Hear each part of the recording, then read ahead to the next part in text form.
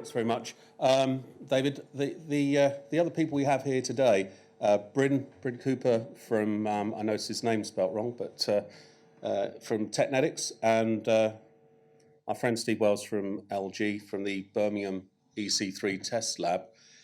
And we also have Bernhard, who's very kindly going to give us a presentation around the maths and physics about how we get our results from the CoMeT tube testing, and from Zenik, who's going to give us an overview first about alternative ways of making these measurements using different types of test equipment, test setups. So we'll start with some practical measurements, but before we do that, I want to give a sincere and heartfelt thanks to the people that have enabled this, and I think coordinating with the venue and getting our AV external team here along, and thank you very much, gents, for your professionalism in setting up. It was a big job yesterday, and Sarah for working with that, and also for Bev working alongside with the venue here.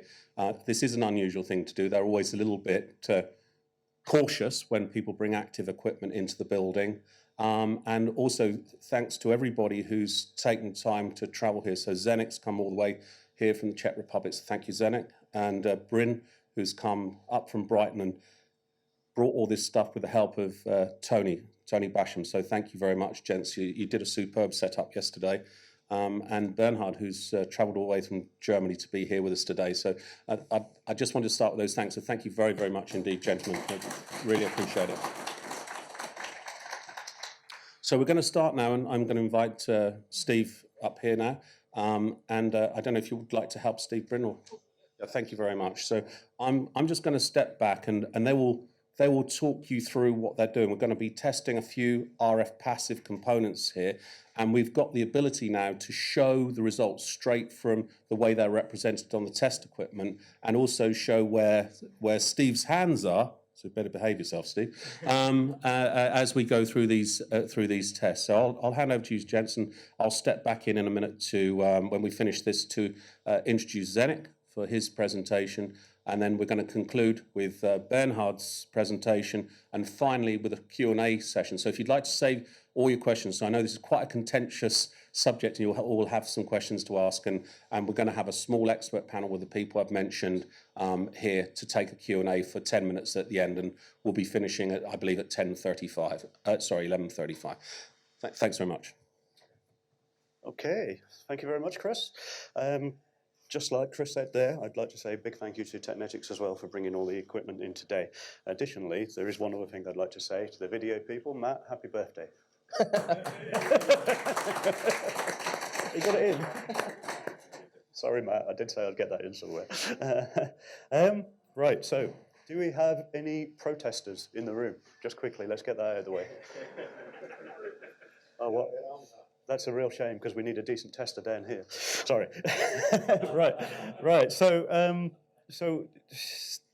quick walkthrough on the CoMeT system. So the way we thought we'd play this morning, and as I say, this is a kind of a first-time demo for us. We're going to do a live test. So we're going to test some live components. We're going to test some passive components.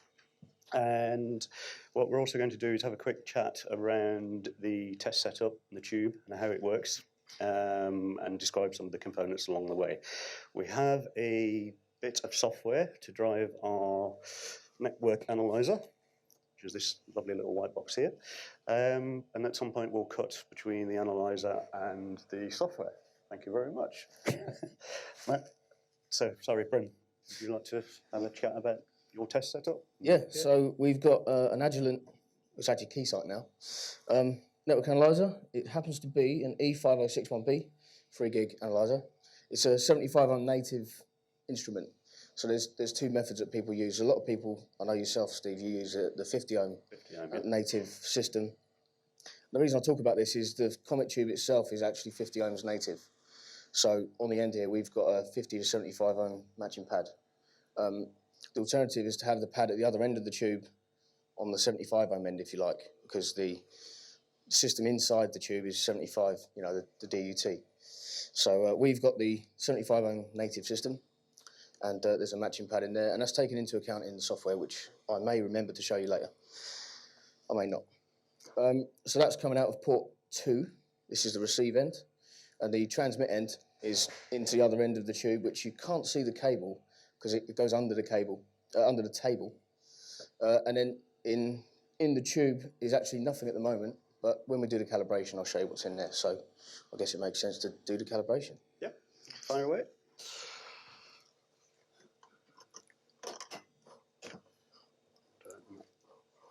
Yeah, you just push this. Yep. So what we have to do the calibration is disconnect the measuring head and attach an N2F adapter.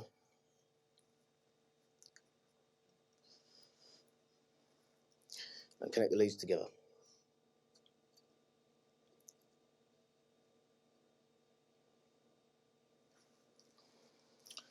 Now we drive the software. Thank you very much, and happy birthday. We've got to run a calibration. So the way you do that is you go to take a measurement, but you click the perform calibration option. Now this will calibrate out the insertion loss of the test leads, and that will run.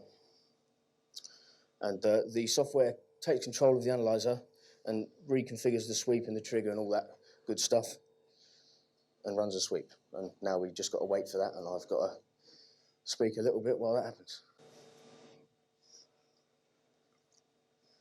So I guess while we're waiting, we could talk about the tube itself and some of the clamps. So there's quite a few little nuances of the system, I like to call them. In particular, some of the adapters, for example, some of the barrels, some of the connectors that we use have to be extremely tight, as you can imagine, because this is a screening test, this is a shielding test, so whatever we put in this little box has to be done up correctly.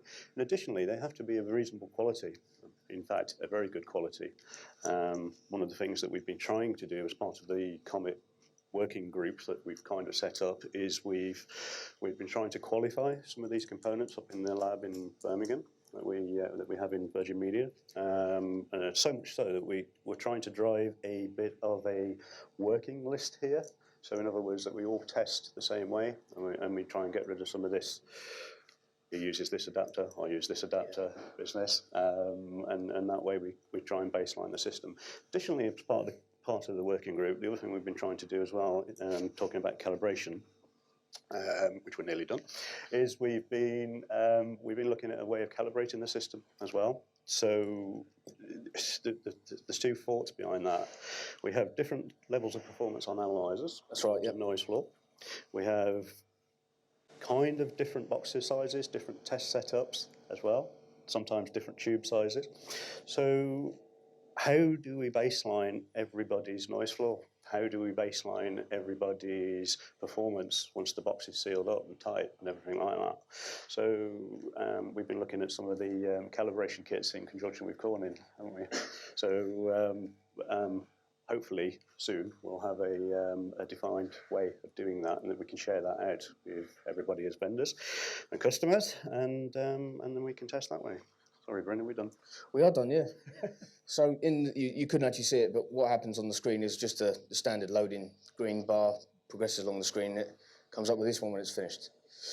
Just touching on what you said about the calibration, the matching pad can't be calibrated out because opposite ends have got different impedance interfaces. So I did say it's taken into account, but you have to have a very, very good matching pad, and this one happens to be a Rosenberger one if you're interested. All right, so let's stick something in there then. So I'm just going to have to build the sample because it's on the other one at the moment. I'll go on here.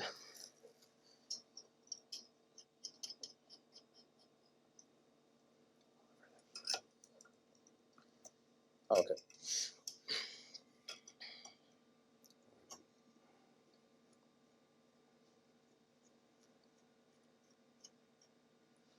I was just for getting my hands in the box. They're probably in the way of the camera. Yeah, I'll get the 11 on there as well because it spins. Yeah. Thank you. Okay. We don't actually have any torque wrenches, so we're just going to go click. click. 2 clicks, there we go. Right. Do you want to do that Yeah, one? I'll do that, yeah. Hold the tube.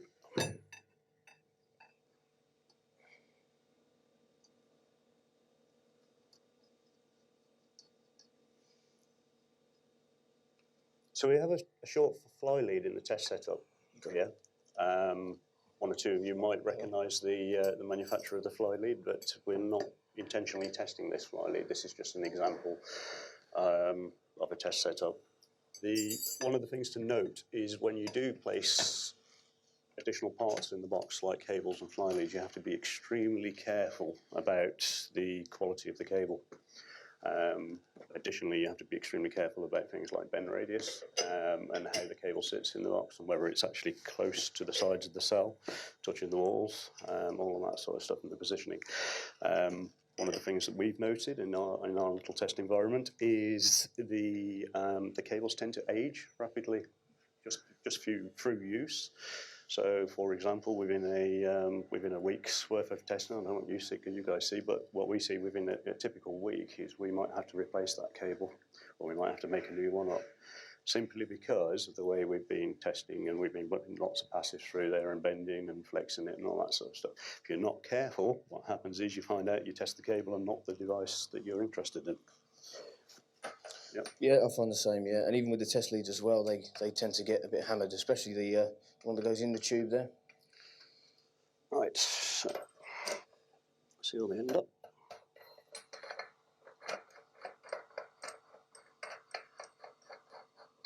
And hopefully. So another way of getting around having to put a fly lead in there is you can go round the corner. We call it go round the corner, but that's not the official name for it. You remove one plane of offset by doing that. And that's what, you make use of these extra ports on the box. I'll just show you. So you can take this measuring head and then change it around the side. And another way of measuring splitters, taps and all that good stuff is using a right-angled adapter in there to go around the corner. Right, so then back on the laptop, we'll run the test. I'll just click the continue button, and there's the green loading bar. So the test setup today, we're running 801 points. You can go higher for better resolution, but not really necessary today. IF bandwidth 10 Hertz. In theory, it should come out just like the trace in the background. Yeah. In theory. Well, if it doesn't, then we have something to talk about.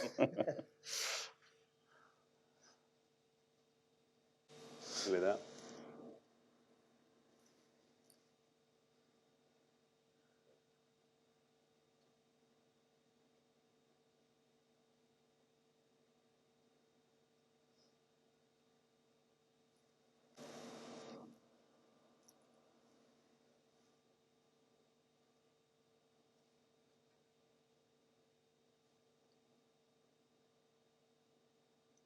There we go. Yeah, lovely.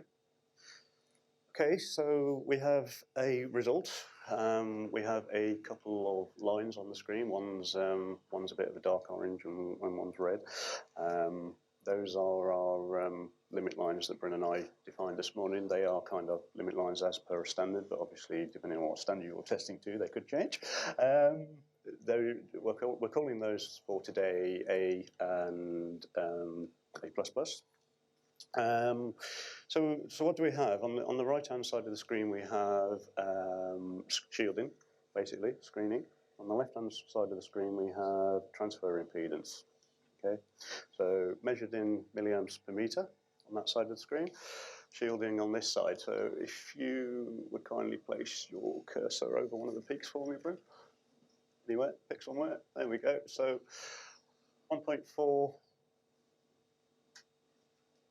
gigahertz, roughly, okay, and that is minus 73 dB at that peak there. So as you can see, it's clearly breaking the limit line, not by much, but it is breaking the limit line on this particular one. There is an area in the middle, which I'm hopeful we'll hear some more about from Bernard in a minute, which is a kind of a little an unknown area, a bit of a dead zone.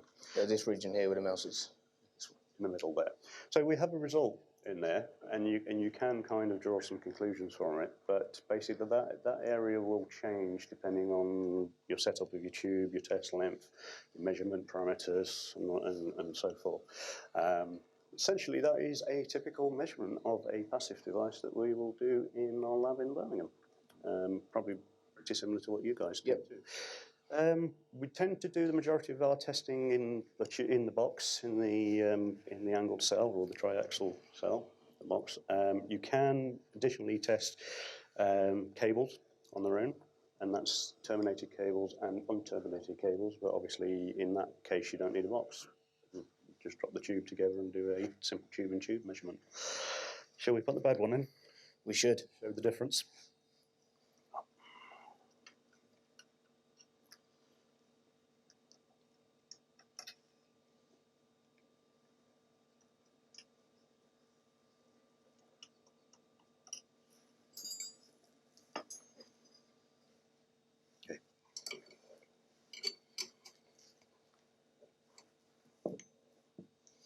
Just grab do the clamp, please. Thank you. On the clamp. Sorry? Did you want? Just slacking off. Yeah, slack that off a little bit because we got to go back a little bit. Yeah, that'll do. There you go. Thank you.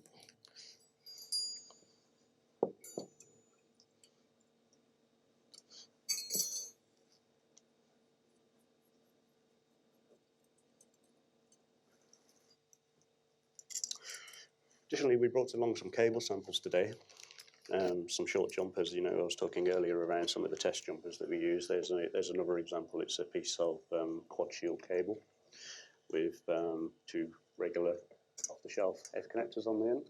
This particular cable gets used a lot in our test setup in Birmingham. Gets used for a lot of passive testing. This is what I would typically replace every couple of days or even every week. If I was to drop this in the tube now, you would see an awful screening performance on this cable. There is an argument that it's in the connector, but in the case of what we're doing, the problem is generally due to the flex and the bending of the cable. Sorry, I can feel it pulling up. That's right.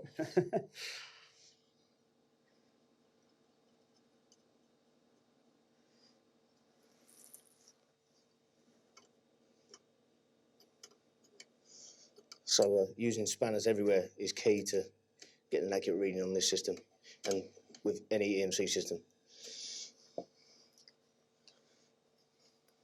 Okay. Right, yep.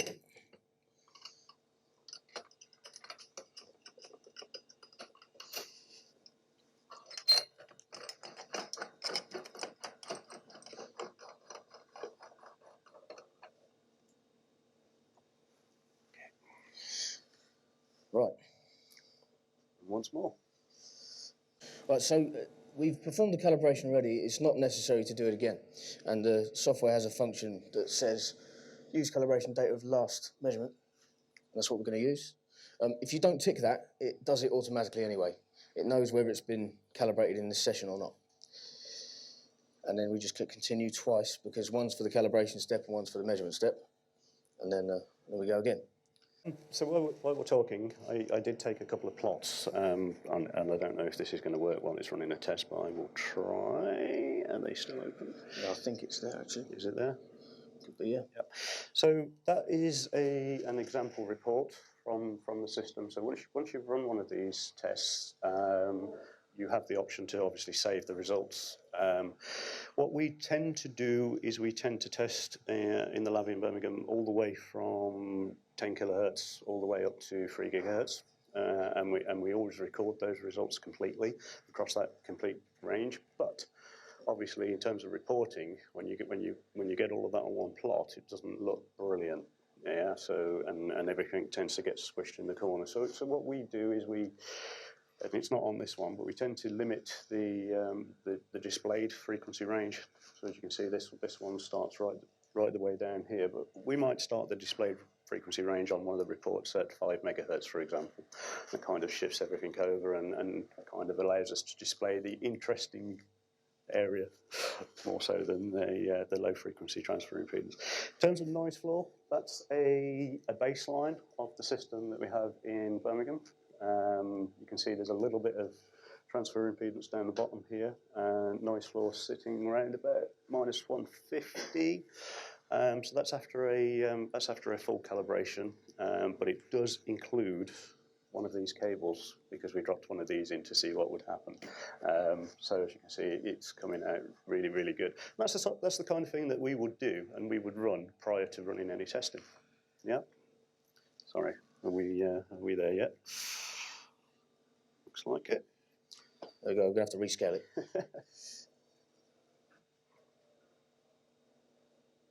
So the scale is actually in milliohms per meter when you rescale this.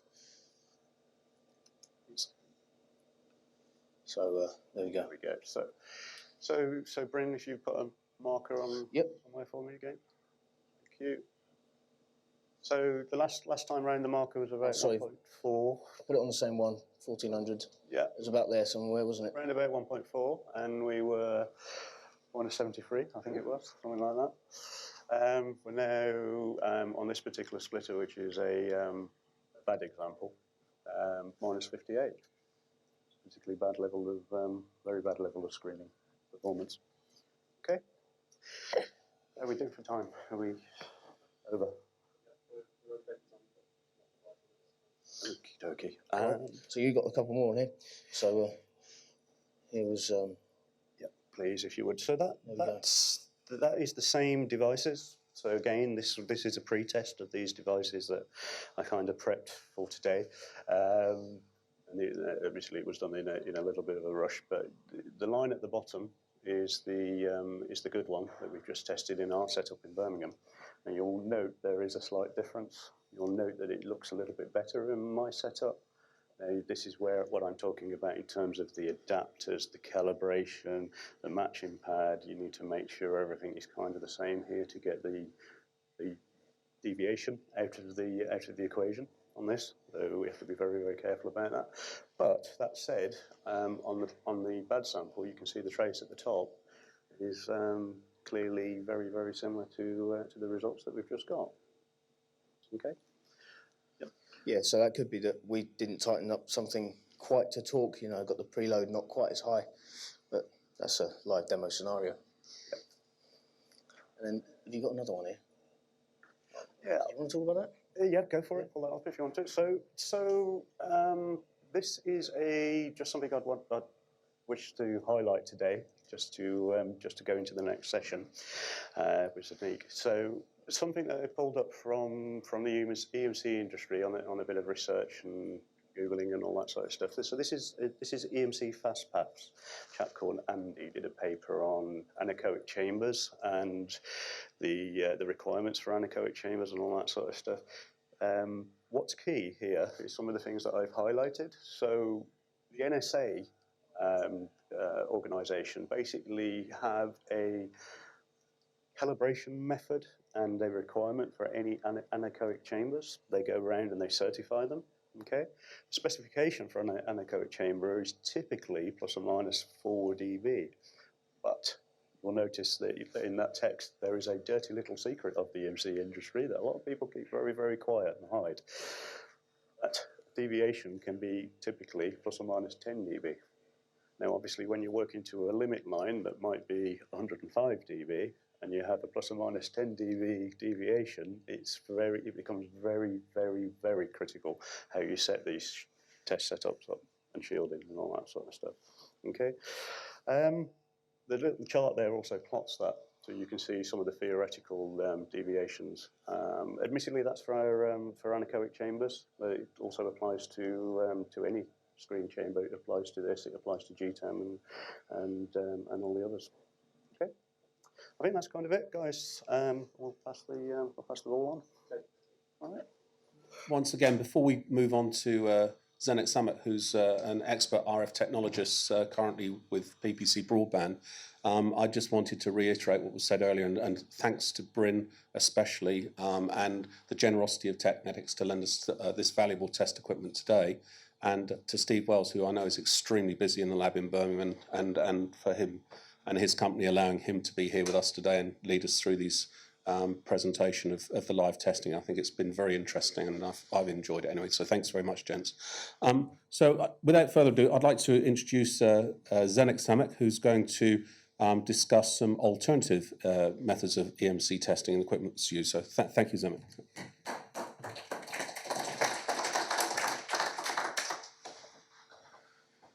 So good morning, ladies and gentlemen.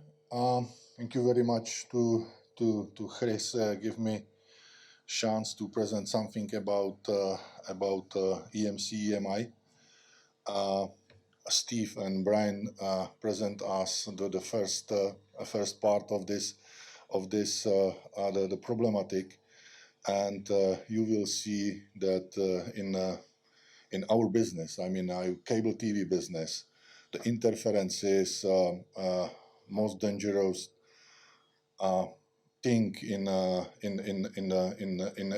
our life, because if we don't have the properly screen the system, we are affected with the RF which is around us in the air, and time to time can to be the RF presented in the air very danger. The very big problem which we found in the cable TV system were when the wireless operators start to operating the LTE, because the LTE is the system, I mean the LTE, the true LTE on 700 megahertz up to 800 megahertz, where they are using the very high power comparing with our signal levels which we have in the coaxial cable. They are using the RF power around 1 kilowatt front of the antenna, not including the gain of the antenna, so that radiating power, effectively radiation power is much bigger as a 1 kilowatt in the area. So that if you have a system where the coaxial cable is not properly grounded, or if you have the system where you don't have the tighted connectors, you have always a problem. So on the picture you can see my small dish which I was using in the garden. It's a 10-meter diameter antenna, which I am using for a ham radio moon bouncing. Sometimes the people say, okay, so that how you can bounce the signal via the moon? It's easy. It's the same like the police using the radar to control your speed. I'm using the moon as a target where I'm bouncing the signal and returning back to the ground. And yeah, it's very nice hobby. So that if we will have in the future some possibilities, I can make the presentation about that, and you will see that it's very nice. So the EMC, basically EMC is the possible to divide to two different categories: EMI and EMS. EMS, I don't will speak about it because this is the special thing where we have the conflict between RF transmitters and the human. It's mean the EMS is the electromagnetic susceptibility, which is telling you how long you can stay in front of the antenna without any problem, that you will have the grilled eyes or livers or something like this, because it's seriously very dangerous. And how the frequency is multiplying up, the situation is worse and worse. Just only for example, I don't recommend to try it, but me as a ham radio, I have at home on a 24 gigahertz amplifier with 25 watts output, so that if you put the hand front of the waveguide, it's seriously very painful. So don't try it. I was trying if I seriously have a puffer, and yeah, the power is very dangerous for a human. Then the EMI. This is the problematic which we want to know how looks the situation between the RF signal and between our technology which we are using in the system. So the electromagnetic compatibility is the very nice physical discipline for the RF engineers. And I have also one very bad example of the electromagnetic non-compatibility. I think that many of you remember the war around the Falklands Islands, where was to sink the Sheffield battleship, and it was just only for one reason. The Sheffield was the battleship with the very nice anti-missiles, the protection, but the protection was using the electromagnetic waves, and this anti-missiles protection system wasn't in good compatibility with the communication system between the Britain and between the battleship. And during this communication, the anti-missile system was switching off because make the interference. And in that time, the Argentines hit the battleship with the missiles because the anti-missile system doesn't work. So this is one of the very bad example of the electromagnetic non-compatibility between the technologies used on the battleship. So I have in my life in Czech Republic, because I am the member of the Czech Telecommunication University, where we are measuring the problems with the interference of the technologies and other systems. And the problem is that not so many units or the transmitters which are now selling on the market are going through the laboratories, and not so many technologies is, as we say, homologated to use in the frequency range. So that if some producers from the Far East are transmitting the signal on a 2.4 gigs, then you can find on the multiple frequencies, you can find the interference because they don't use the filters, because the question of the price, of course, and the many of the other examples I can give you about these problems of the EMC. So the RF shielding measurement methods which we have available. So that the first of all, if we have the problem with the interference, we have to measure in the field, find the source of the interfering the transmitters or sources. RF measurement in a TEM or GTEM cells. This is the system which is very similar with the BDA CoMeT tube system, but on a little bit different technology. EMC measurement in the shield anechoic chambers, RF measurement in the RF laboratory where we can use the absorption clamps, and the CoMeT tube, and about that Bernhard has the special presentation, and you will see more the physical and technical details about this technology, which is usually used between us as CATV producers in our laboratories, because it's one of the best technology how to seriously measure the screening efficiency in the system. So the RF measurement in the field. So the first of all, we have the electromagnetic spectrum diagram where we can see from the DC up to 300 gigahertz what everything is included in the air. If you will go to the website of the ITU International Telecommunication Unit in Switzerland, there you can find also the spread of these frequencies and the description which kind of the frequency and which frequency range is using by the different operators.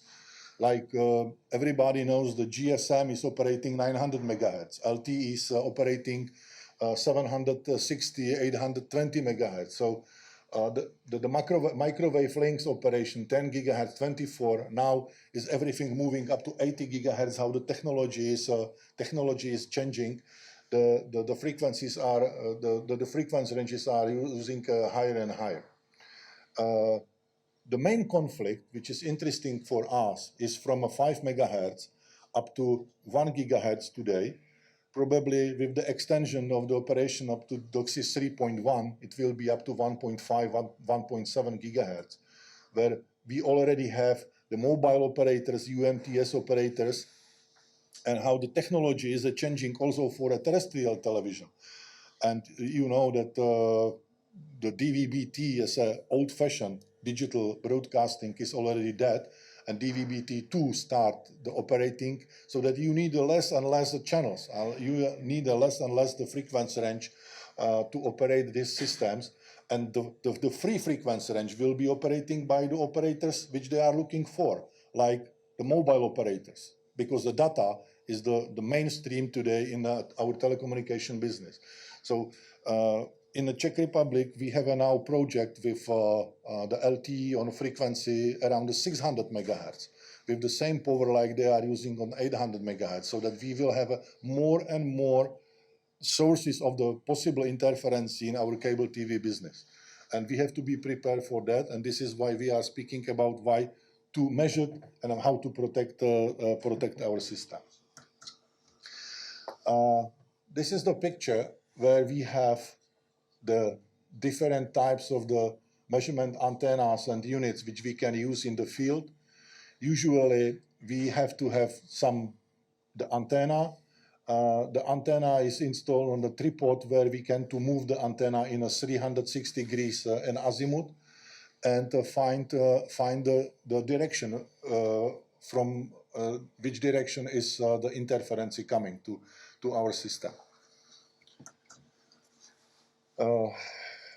Measuring in a GTEM cell or TEM cell, it's the system which is used in the laboratories.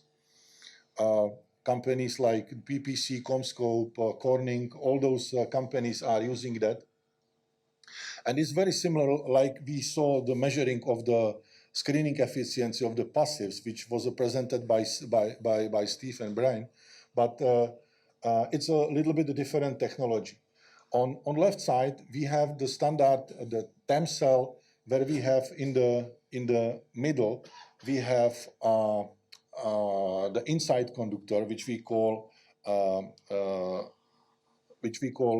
transmitter or the transmitting antenna, and bottom and top or the box around is grounded, so that we are putting the measuring. Then we have two doors. We can put the measuring, measure the part inside in the box, and on the table we have the computer connected with the network analyzer, and we are measuring the screening parameters.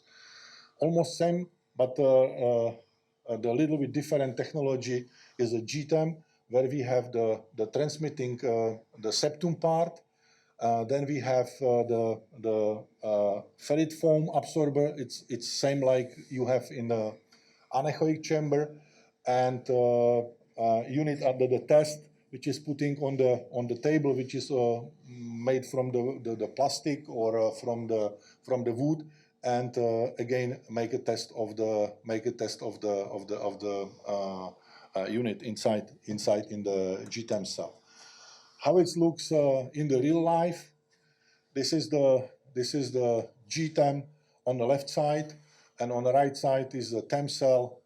You can see on one side you have the input, and on the second side you have the port which where you have to put the load, usually 50 ohm, because the 75 ohm the measuring is very rare, and I was very surprised that this nice network analyzer working on a 75 ohm, and you have to be in the fact you have to be very, very careful about, because if you make a mix between a 50 and 75 ohm, you are getting the totally different the result on the measuring. So that always check the impedance which is recommended to use for a measuring. So that this is the TEM and GTEM, and you saw that I am ham radio, so that I was seriously looking forward to see how the system works, so that I made the TEM cell at home.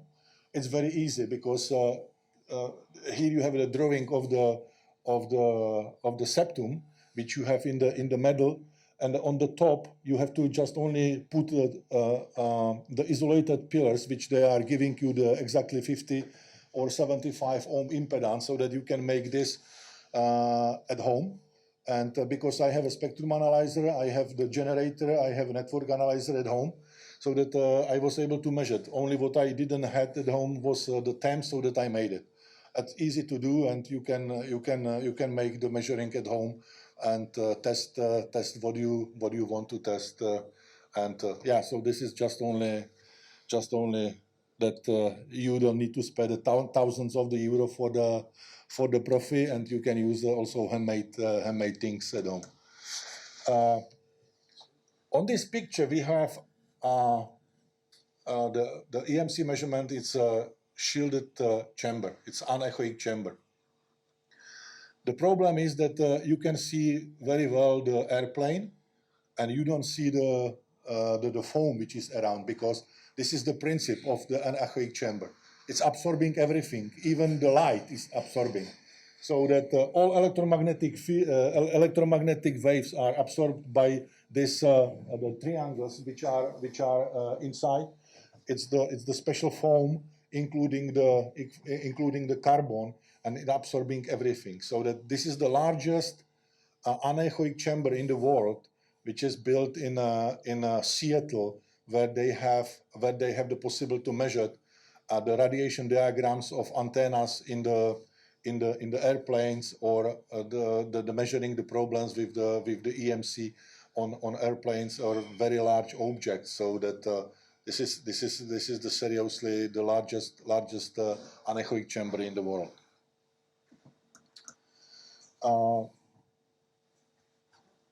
The last of the thing which we can use is the absorption clamp.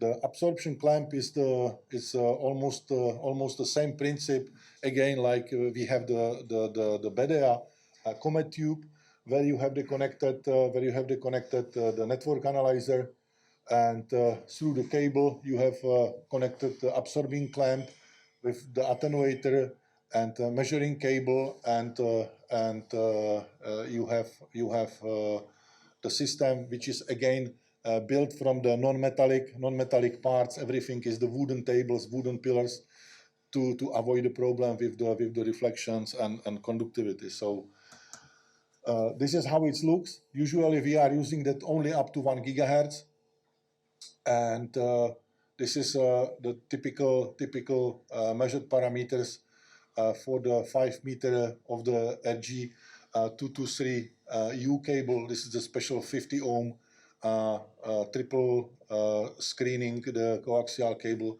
which is possible to use for very, very high frequencies. But I had a chance just measured only up to 1 gigahertz, because this is the principle of the absorption clamp. So this is the short overview what we can do, and I'm very much looking forward to see the Bernhard presentation, because there we'll see so many details about the physical principle of the BDA CoMeT tube. So thank you very much for your attention, and I hope that it was the very briefly what we have and what we can to do. Thanks.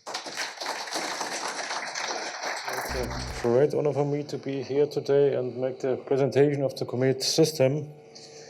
The CoMeT system, the triangle procedure is a very old system. It was first mentioned by Shirkonov in 1934.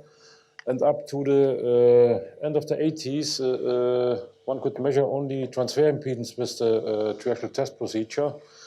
And it was Otto Breitenbach who realized that he can go over the resonances and can also measure screening attenuation with the triangle test procedure. Could we get the presentation? Just put the green button. Okay, yes. So this is the outline of the presentation, but let me finish my speech. So it was Otto Breitenbach who realized that one can use the resonances and measure also screening attenuation. And at the beginning of the 19th, we developed in our laboratory in Asla the hardware, and it was first only for our own laboratory use, but then the first customer came and asked, wouldn't you like to sell it? And then we started also to sell the system. The hardware is built by Rosenberger, and sales and services done by BDA Connectivity. So that's what we have. I have some more slides, so we concentrate on the most important ones. And then I hope we have time for discussion. Here's a schedule of standards for the triaxial test procedure. They are developed in the working group 5 of ISC TC 46. I think the presentation is available on the website, so we can go over them very fast. So if we talk about the screening of cables, we have to consider two frequency ranges, the range of high frequencies, where we have the screening attenuation, which is the ratio of two powers. This is length independent. And at low frequencies, we have the transfer impedance, which is the resistance of the screen. And this follows Ohm's law. ZT is U1 divided by I2 and then related to length. We have done a length-dependent quantity, usually designated in milliohms per meter. And the question, what is electrical long, what is electrical short, is given here, and is also described in this IEC standard. If we talk about coupling between two lines, we have the cable in operation, also designated as a disturbing line, and this is characterized by the characteristic impedance, the dielectric constants, the velocity of propagation, and the propagation constant, gamma, which includes the attenuation and the phase relation. And then if we operate the cable, then it may influence cable in the surrounding, and this is also designated by this characteristics here. And we talk about near end, which is the generator side, and the far end is the receiver side. There's a little bit mathematics behind our measurement. The so-called summing function is in principle a sinus x to x function, where beta includes the phase relation of the inner and the outer circuit. And the summing function becomes 1 at low frequencies, and we have this oscillating behavior, the higher frequency range. From the summing function, we come to the so-called coupling transfer function. The transfer impedance at low frequencies multiplied by the summing function is then the coupling transfer function, which is the transfer impedance in the lower frequency range, and we have the screening attenuation at the higher frequency range. At very low frequencies, the transfer impedance is the DC resistance of the screen. And at higher frequencies, the cable or the device under test acts like an antenna. The cable radiates energy. We are in the range of wave propagation. And the cutoff frequencies for the near end and for the far end, they depend on the length of the device under test. If we make the device under test short, we can go up to higher frequencies with the transfer impedance. And if we make it long, we can go down to lower frequencies for the screening attenuation. That's the reason why we have, you can see the hardware here, different lengths. We have the short half-meter tube for the transfer impedance, and usually we measure screening attenuation in a 3-meter length. We have the principle of the triaxial setup. We have a generator and a receiver, usually included in a network analyzer. And we have the device under test. In the easiest case, a coaxial cable, which is matched on the far end with its characteristic impedance. And then we have the outer tube. So we have two coaxial systems coupled together. That's the reason why we call it a triaxial system. At the near end, at the generator side, we have a short circuit between the tube and the screen under test. Then we feed in RF energy through the weak screen. The energy couples into the tube. The wave is traveling in both directions first.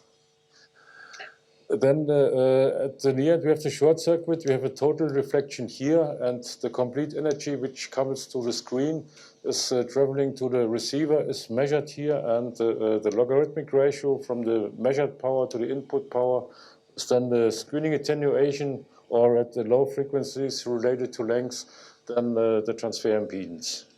And the procedure is standardized in IEC 62153-4 edition 2. For the transfer impedance and the -4-4 for the screening attenuation. And both procedures are already revised. We will see this later. Here's a measurement of an RG214, a 50 ohm cable with two braids. And you see here really the DC resistance. Then we have here the so-called gray zone, and at higher frequencies we have then the screening attenuation, where we consider only the max values as screening attenuation, not those values down here. The standard says the envelope curve of the max values.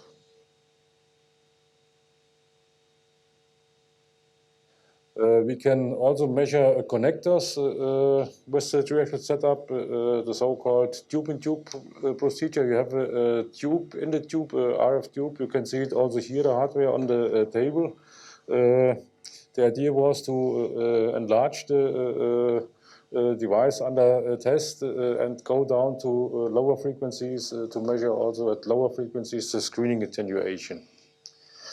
In our standard, we have two possibilities. Here is shown the measurement with a short piece of connecting cable, but there were some requests from military standardization organization. They asked us to go direct with the tube-in-tube to the connector under test, respectively to the adapter. So we made an amendment in our standard. Amendment 1, and we have now both opportunities to measure with connecting cable or to measure without connecting cable. And I think this is also already published. You can also measure assemblies in the same way than measuring connectors. The principle is always the same. Generator, receiver, feeding in RF energy, and the energy which couples into the tube is measured here, and the logarithmic ratio is then the screening attenuation, or at low frequencies the transfer impedance. We have made some changes in our standards for the transfer impedance as well as for the screening attenuation. We have the procedure A with a matching device with pre-resistor and with a matching resistor at the far end.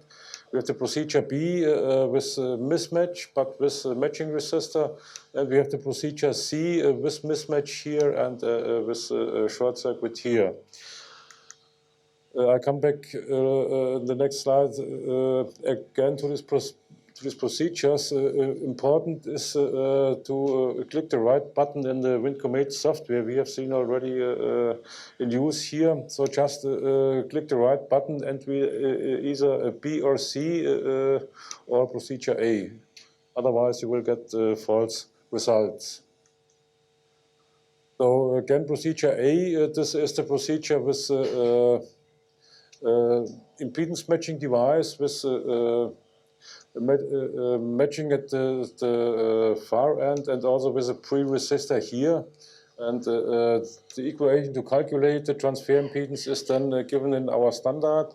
And the advantage of this procedure is that the cutoff frequency is about 80 megahertz for a test length of about 1 meter. Procedure B allows the measurement with mismatch, so we don't need an impedance matching device for procedure B, and we also don't have a damping resistor on the far end, but we have the matching resistor here, which is the same than the characteristic impedance of the device under test. And the cutoff frequency is about 25 megahertz for 1 meter length. Then we have procedure C, mismatched short. We have a mismatch here, and we have a short circuit here. This is usually the test procedure for energy cables, where we measure only transfer impedance. And the cutoff frequency is about 30 megahertz for 1 meter length. We have also made changes for the screening attenuation. It's now also possible to measure with mismatch here, so we don't need a matching device here, but we need the matching resistor here on this side.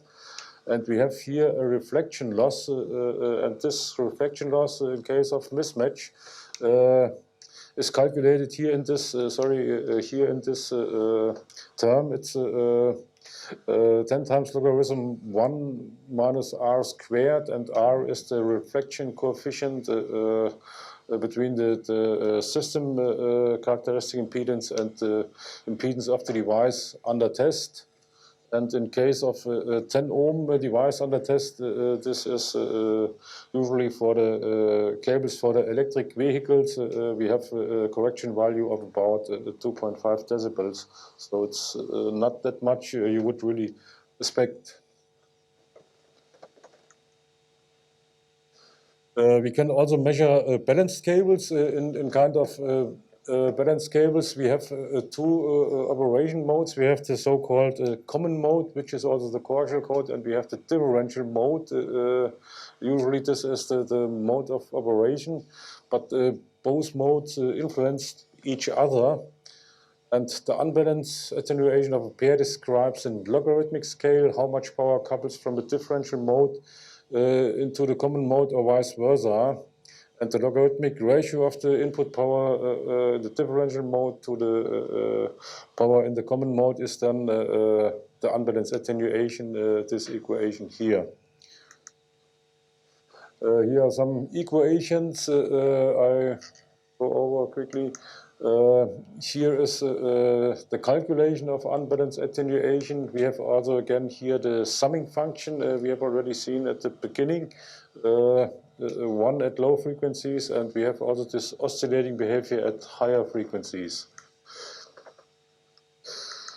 Coupling attenuation can also be measured in the triaxial setup. Here we have the principle, you have generator and receiver again. We have the short circuit between the screen under test, and to feed the usually 100 ohm balanced cable, we need an impedance matching device or a balloon to come from the 50 ohm unbalanced to the 100 ohm balanced. The problem is those balloons are commercially available up to 1.2 gigs. Nowadays maybe up to 2 gigs, but in this case they don't have a center tap, so a better procedure is to use a network analyzer with two generators, where one of them has a 180 degrees phase shift. Then you have also a 100 ohm signal here. You need then a TP connecting unit to proper connect the device under test. Then the principle is in principle the same then for the coaxial cables. The short circuit here, we feed in RF energy. Energy couples from the differential mode into the common mode and then through the screen into the tube. Wave is traveling in both directions. First we have the short circuit here where we have the total reflection, then the logarithmic ratio of the measured power to the input power is then the coupling attenuation.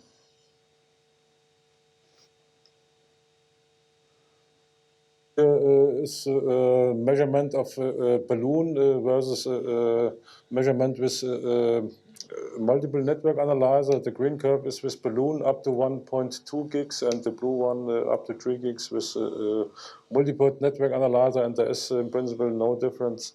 So you may use both procedures, but for higher frequencies you need the procedure with the multiple network analyzers. We have two procedures standardized. We have the open procedure with open head, and we have the procedure with standard head. This works up to 1 gig, but up to 2 gigs, you have 3 different characteristic impedances. I would recommend to use the procedure with standard head. Another problem was to measure the coupling attenuation of unscreened balanced pairs. They are in use nowadays, maybe for electric vehicles or for industrial applications. And it was said they can measure it with clamps, and we were asked to measure it also with the directional test procedure. The problem was we have no short circuit here because the unscreened cable has no screen, so the wave is traveling back, and there is no reflection here on this side. But with those multiple network analyzers, we can easily measure the energy which travels back by the S parameters. So we can now, on the unscreened cables, measure coupling attenuation, separate near end and the far end. This is the near end test procedure. We measure the SCTE 11. That means feeding in the differential mode and measuring in the common mode. And this is the coupling attenuation at near end, but the SCTE 11 of balanced cables is also the unbalanced attenuation at near end. So for a single unscreened balanced pair, coupling attenuation at near end is the same than unbalanced attenuation at near end. I made also a measurement on this unscreened cable. I measured also the SCC 11, common mode feeding, common mode measurement at near end, which can be considered as screening attenuation. And since there is no screen, it's 0. And then I measured the coupling attenuation, differential feeding, common mode measurement at near end, the green curve. And then I took the cable out of the tube, laid it beside the tube, and measured again the SCTE 11. And in principle, both curves are matching, so it's also proven by measurement that the coupling attenuation of an unscreened balanced pair is the same than the unbalanced attenuation. Same we could do in principle at the far end and also at the far end. I show you the test results. Screening attenuation is close to 0, and coupling attenuation is in principle the same than the unbalanced attenuation.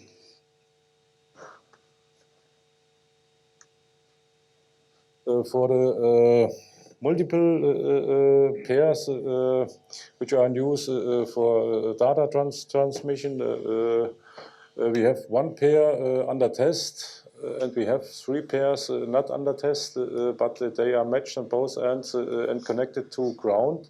And those remaining pairs not under test, they act as an inner screen, so they cause a certain screening, and this can also be measured. This is the screening attenuation of the remaining pairs. And then I measured unbalanced attenuation and far end coupling attenuation. And the far end coupling attenuation, the SSD21, is about 5 to 10 decibels better than the far end unbalanced attenuation. And this comes from the remaining pairs which act as an inner screen. So for the multiple pairs, unscreened pairs, its coupling attenuation is the unbalanced attenuation plus the screening effect of the remaining pairs. Here we have the hardware. For the unscreened cables, you need a connecting unit, and you need a RF-tied connection from the connecting unit to the tube. This is this part here. This is the connecting unit, and this should be RF tied. Yeah, this is measurement with the screening attenuation. You cannot measure screening attenuation on an unscreened cable with the clamps. You measure only the attenuation of the absorbers. And if you measure coupling attenuation of unscreened cables with the clamps, you have a problem at the lower frequencies because also the attenuation of the absorbers is not good enough, so it's not possible to measure coupling attenuation of unscreened pairs with the clamps below 100 megahertz. Another problem was the low frequency coupling attenuation. According to our standard, we can measure coupling attenuation on balanced cables only from 30 megahertz upwards. And so the idea was just use the same setup and measure from DC or from 9 kilohertz. And this is then the so-called low frequency coupling attenuation. And this is under consideration in our working group as Amendment 1 for the standard for the coupling attenuation. I think we are short in time, but we should have a short look to the triaxial cells. The CoMeT tubes, we have the CoMeT 40 millimeter inner diameter and the CoMeT 90 millimeter inner diameter. They are too small for the devices, the connectors for the electric vehicles. So we designed and built the triaxial cells. The principle is the same than for the tubes. Generator receiver, and we can measure, this is the tube-in-tube procedure for connectors, so it doesn't matter whether you have an angel, the housing, or round device, the principle is the same. The problem is that those cells become a waveguide at certain frequencies. Here we have the equation for the resonance frequencies and for the cutoff frequencies, so it's about 500 megahertz for the larger cell and 1 gigahertz for the smaller cell. And I can also show you the measurements. This is the measurement in the CoMeT 40 of an RG214. These ripples here are the reflections from the short circuit. So this is the curve we expect. And at the smaller tube, we see the influence of those resonances, the higher modes. So we are not really sure what we are measuring. And the same applies for the larger already at about 500 megahertz. The solution is quite easy. Just use some magnetic absorbers on the bottom of the cell, and the problem is solved. We are using those magnetic absorbers. They are easy to handle. You can cut them with a scissor and lay them on the bottom of the cell. And the result is then shown here. Again, the measurement in the tube, and then this is in the smaller cell, and this is in the larger cell, so the curve is smooth again, and we can use them up to 3 gigahertz or even more. The only difference is that we have an attenuation here due to the absorbers of about 3 decibels, but this can also be measured and can be then calculated. So you can use also the triaxial cells up to 3 gigahertz or even 6 gigahertz without problems. Here this is the device under test, a small housing with a hole. Here you have some significant resonances, and then here you have again the smooth curve up to 6 gigahertz. Here we have a CATV tap off, and you see here also the influence of those higher order modes, and with the absorbers you have again a smooth curve and can make a proper measurement. Another problem with triaxial cells is if the impedance Z2 of the device under test with the tube is lower than the impedance of the receiver, then you will get false results. Here we have 150 ohms, we have 200 ohms, and we have 50 ohms of the device under test with the cell. If you have smaller values, 25 ohm or even 10 ohm, you will get false results, and you have to make a correction here and an approximation how to make such a correction is described in the standard for the triaxial cells. The standard is under revision, so we will have soon edition 2, which then contains more information about this problem. And then the next problem with the triaxial cells, as already heard, the cutoff frequencies, they depend on the length of the device under test. So we have a certain gray zone in this area here, and especially car industry is asking for transfer impedance in the range up to 200 or even 500 megahertz. So we found also here a solution, the so-called sliding wall, in combination with the tube-in-tube, allows to change the length under test. And here we have, sorry, wrong button. Here, this is a photograph. This is the sliding wall.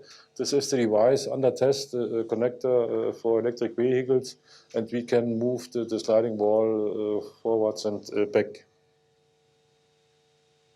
And this is the measured curve, and if you use this curve here, you can go up to about 500 megahertz, also with the triaxial cell.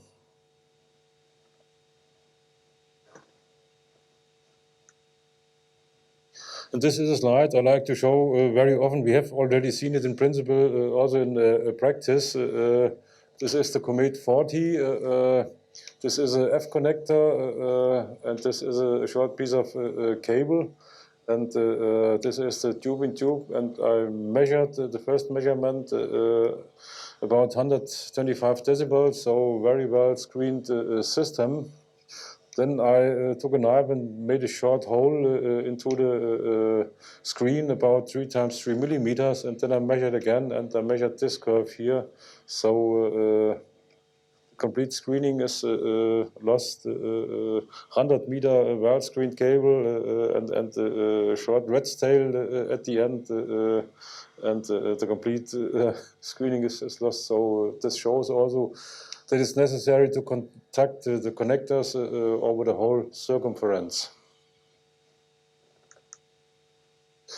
Another question was, what is the max frequency you can measure? This is a measurement of an RG214 in the CoMeT 40, and we can go up to about 9 gigahertz with standard devices.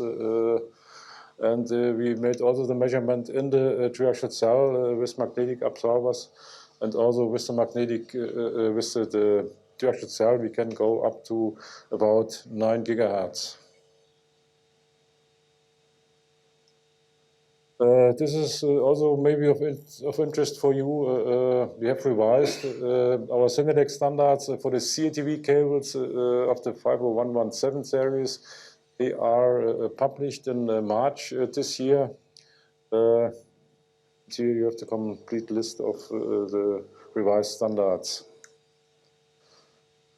The same applies in principle for the TV receiver leads. Here you have a list of standards for the TV receiver leads. They are in edition 4, and there was one proposal from China for an A++ device, but this was rejected because there were not enough members willing to participate on the development of the standard. Screening glasses we have introduced in our standards for the 50117 series, as well as the IEC 61196. There's something, those screening glasses, we recommend to use screening glass A, which is 5 milliohms per meter, up to 30 megahertz, and 85 decibels up to 1 gig, 75 decibels up to 2 gigs, and 65 to 3 gigs. And maybe it's wise to use even class A in order to avoid problems with 5G or whatever.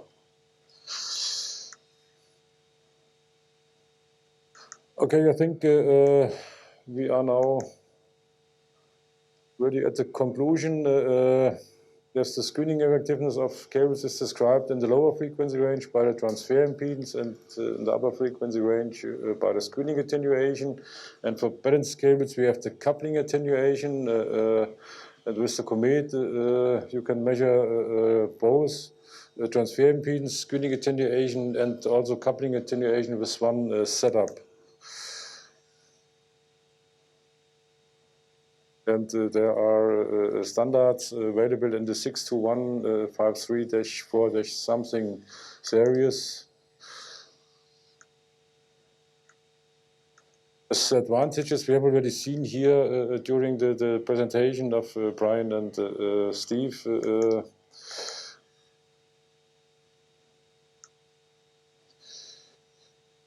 Yes, it's nowadays this is wrong. Should be, yes, it's BDA now.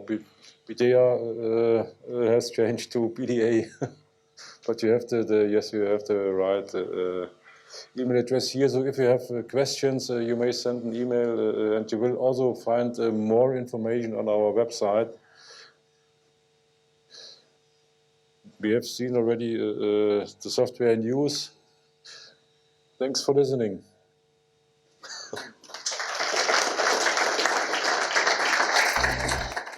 Steve, the device, the second device that was tested, Yep.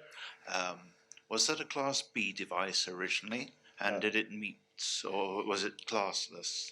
Those devices are clearly they've had their labels removed. We did that on purpose to not upset any vendors that might be in the room. But they're quite legacy products now. In fact, I don't even believe they're a 1 gig product. But originally they would have been Class A devices. Okay.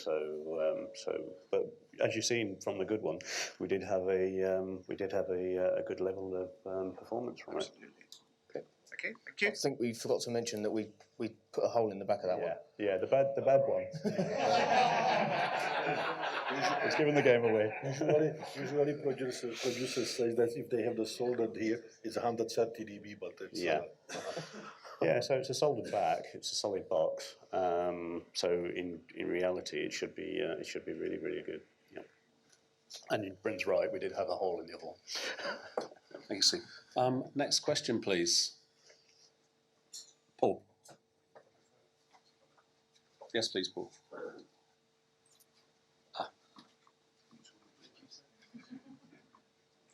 Right, when you were doing the original test, you had a test length on your plot of 1.5 meters for the equipment that was tested here. When you showed your test results, Steve, you had a test length of 1 meter. Right. You've got a unit under test which has actually got a test length of about that much with a 25 centimeter cable on it. Now, we know from experience that test length shifts where your transfer impedance crosses over. How do we standardise that? And how do you relate that to the length of the unit under test? Because it seems that you should have a test length there of 0.15 meter at maximum. Yeah, exactly. So this is one of the reasons why our aim at the start of all of this was to draw together the industry and draw together the working group, so that we can start to standardise some of that stuff. As I said in the demo this morning, one of the things that we do in Birmingham is we test in a larger triac cell. So we have a 300 by 300 cell, which is like that sort of size. But in addition to that, we also have a long length of tube on it as well. Now, admittedly, we're not testing that long length of tube, and you have to be very, very careful about having that dead zone, if you like, or that grey area, shifted up the spectrum too far, because it becomes really, really difficult to measure. Now, obviously, one of the options is, as Bernard said, is the sliding wall. That is another option, but I personally think it's better to introduce some working group methods and standards to that, so that we define those variables like the test lengths and the adapters and the length of cable used, Paul. Yes, you may define the coupling transfer function for such kind of devices. This could be an option, I think. Or if you want to measure seriously screening efficiency of the unit like this, then use a different type of the system. Don't use the PDA, but use the GTMA, the box where you can measure exactly the radiation over which is leaking outside from this unit. But That's not it. it's seriously huge unit. That's an interesting comment because I think there's two things you can look at. You can look at ingress and you can look at egress as well, which aren't necessarily the same thing, to Paul's point, I think. Correct. Any more questions, please? Chris? It's on its way. I'm just interested in to what extent the actual size of your test tube there is specified. Obviously, changing the size of that is going to have an effect. Is this strictly laid down? Is this just one standard, or are there more than one? I'd like to ask Bernhard. This is by practical reason. It fits in principle for all kinds of communication cables. You have to have the Z2, which is the characteristic impedance between the device under test, and the tube should be larger than the input resistance of the receiver. This is in all cases for communication given for the CoMeT 40. If you have larger devices, we have the CoMeT 90 with 90 millimeters inner diameter. And if this is not large enough, you may use one of the triaxial cells and take care that the characteristic impedance between the device under test and the cell is larger than the input resistance of the receiver. Time for one last question, if anyone has one, please. Okay, I think these papers, Zenix and Bernhard's, will appear on the website archive. There's a tremendous amount of effort and material presented today. So thanks again to our presenters and especially to Bernhard with a very detailed and interesting presentation. And I can only apologise that we didn't have more time. In fact, yes, you had a lot. Yeah, it was. I've never seen slides slipping by so quickly. No, it was excellent in the time available. And as I say, that will be on the website. So anyone that wants to delve into that into a little bit more detail, it's there for them to look at, and also to contact Bernhard directly, as he's invited you to do so via email. So finally, thanks to our panel. Thank you very much indeed, and thanks for a great presentation.